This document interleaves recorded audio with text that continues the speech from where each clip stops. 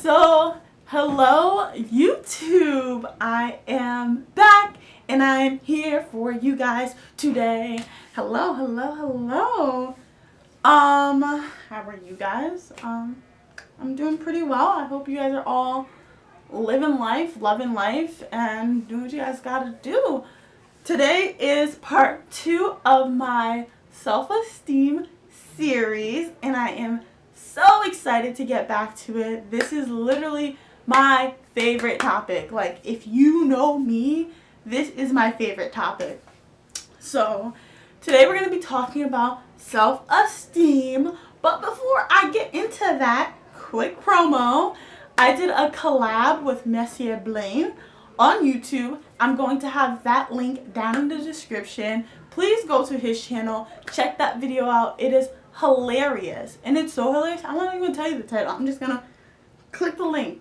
Click the link down and you won't regret it. And part 2 of that collab is coming. It is loading. It will be on the channel soon enough. So we didn't forget about you guys. We didn't, but definitely go and support him. So, self-esteem. That is the overall topic, but today we're going to talk about specifically identity. So, I'm going to start out with the definition of identity because, again, I want to make sure we are on the same page. So, identity is the fact of being that who or what a person or thing is. The fact of being who or what a person is. So, identity seems like a very just a general word. We hear it a lot of different forms of it, and it's like, okay, like, it's easy. My identity, I'm a black girl, college, sophomore, trying to do big things, named Lucy. There's my identity. So. Yeah. But anyway, so do you guys really know who Lucy is? Like, through these videos, can you guys really get a sense of the identity of this person sitting in front of you? So that word has layers to it, and that's what you guys have to consider, and that's why this is one of the foundational, foundation building blocks to self-esteem. So, why is identity important? And we're going to peel back these layers one by one. Identity is important because self-esteem is the being fully self-sufficient. How can one be fully self-sufficient if you don't know what you're capable of? If you don't know who you are, how can you be fully self-sufficient?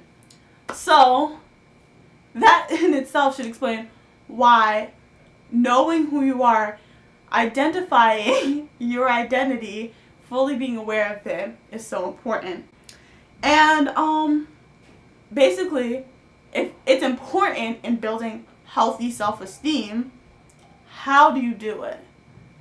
And this is going to seem really basic, but once you think about it, do it, and then you'll see why it's so important. Start out by just asking yourself, hey, Lucy, who are you? Okay? And that's a really broad question, but you can even go more basic. Lucy, what's your favorite color? How does that color make you feel? Why is that your favorite color? Is it recent? Was there an experience that made you do that? Okay, Lucy, what are your hobbies?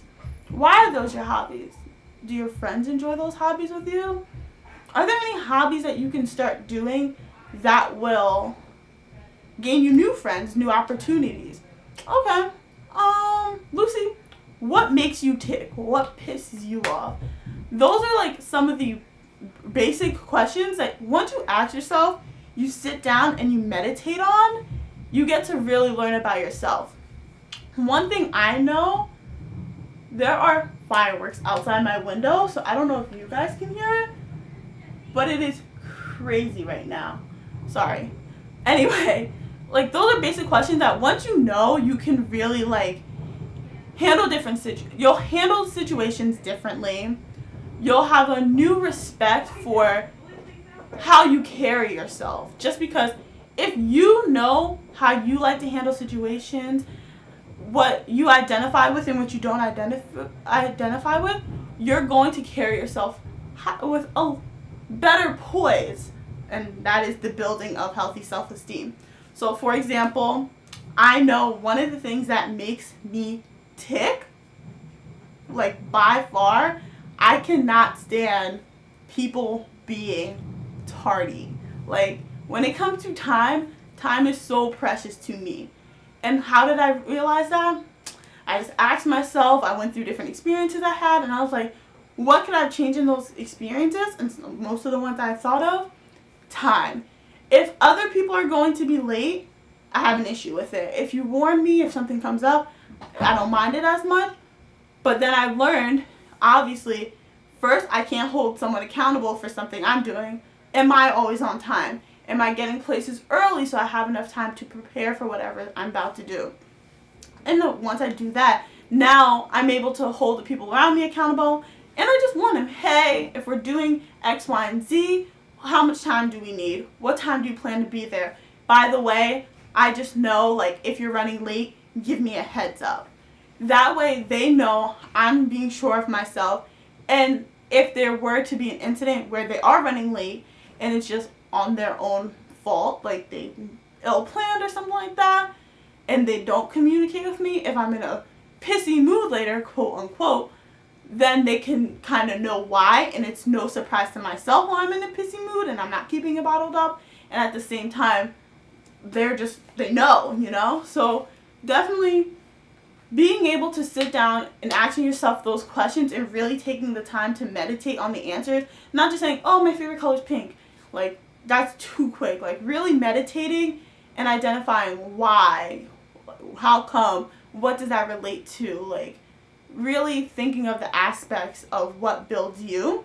And then another reason why that is so important, with social media around you, it's easy to see things and say, oh, I like that, and that becomes your new favorite thing.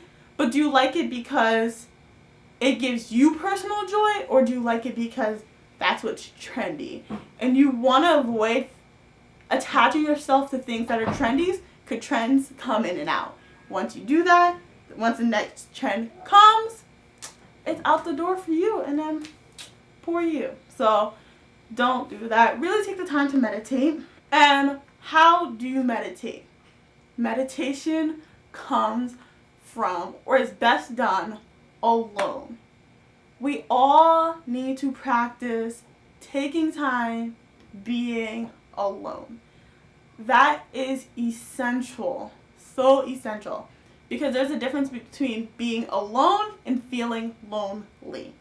So here's the difference. When you're being alone, it's usually intentional time that you set aside to be productive, to meditate, to do devotion.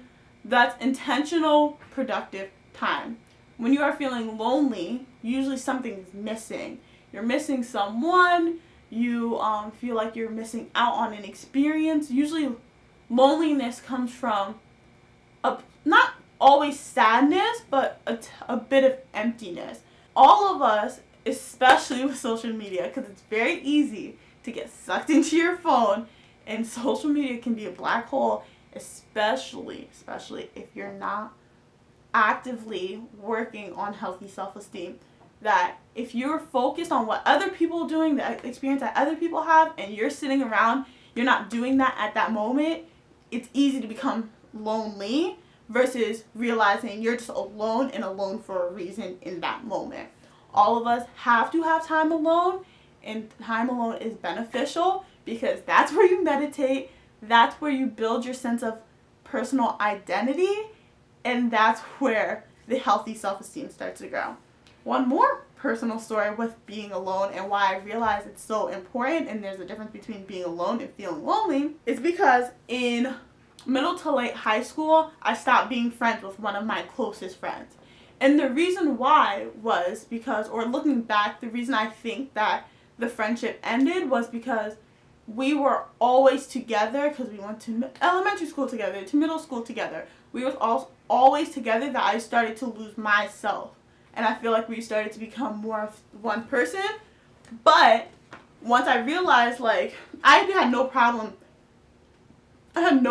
hanging out with her and identifying and doing things that we both enjoy.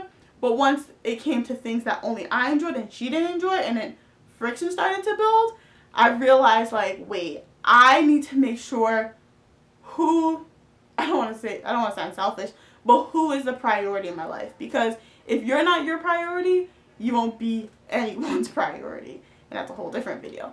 But definitely. So I just realized, like, I had to break that friendship off because it started to become unhealthy on my part, where I was losing myself. And then I did start to feel lonely because the person I was so close to for so long, I no longer was friends with them, and I had to do something on my own. That's when I started to do my devotions and praying and finding hobbies that I personally enjoy, putting more time in my schoolwork. I turned that loneliness into alone time, but productive alone time. And that alone time really helped me to build who I want to be, the things I want to do, the dreams I want to chase. So that's why being alone and being lonely, two different things, but being alone, being productive, helps to give you a portfolio of what your identity consists of. So definitely my tips when it comes to building your identity, or overall tips, is to be active and intentional about what your identity is. And ways to be active about it: write down the things that you enjoy doing, your hobbies, your favorite colors, your favorite anything. Like, write them down, see them in front of you, and like learn about yourself. Like, really learn who you are, who is your true self. If you don't want to write about it, take out your phone. Instead of texting someone every day, write one thing down, one favorite thing, just jot it down in your notes, or visualize it. Behind me, or behind the camera, behind you guys, I have a life map, and it's just a big piece of paper that when my brain is going, if I'm thinking about something, I just write it out. So sometimes I'm writing on there, I'm just like, and that way when I wake up in the morning and I look up and I see it, I'm just like, I know who I'm going to be today. I know the characteristics I'm going to put forward, because this is who I am, who I want to be. This is the true self that I identify with. And last but not least, like, it might sound crazy, talk it out in your head, like, or talk out loud, like when you're by yourself, and that's one way of being productive by yourself. Just talk, just say ideas and dreams and things that are revolved around you. For me, 2017 is a year of being selfish. Selfish usually has a negative connotation to it, but in reality, we all need sometimes to focus on ourselves. Because again, if you're not worried about yourself, no one else is. And it's a simple fact. It's just, who has time to be worried about two people when you don't have to be worried about two people? It's different when you're in a relationship and all that stuff. Like, recreationally, usually focusing on yourself is much easier and just beneficial. But it's never a bad thing to lend a helping hand. But anyway, point of the story, it's okay to be selfish sometimes. Anyway, you guys, that is the video. I hope I didn't ramble too much, and I hope that all makes sense. Again, I'm going to kind of leave the outline of this video in the description box for you guys to continue the conversation. Give me your opinion. Do you feel like identity is important in building healthy self-esteem? Yes, no, maybe so. Like, let me know how you guys are feeling about this whole thing. But anyway, it was great to see you guys again. I'm happy that I could bring you this video, and I'm sorry about the fireworks outside my window. But I just love you guys so much. So have a good day, and see you guys in my next video.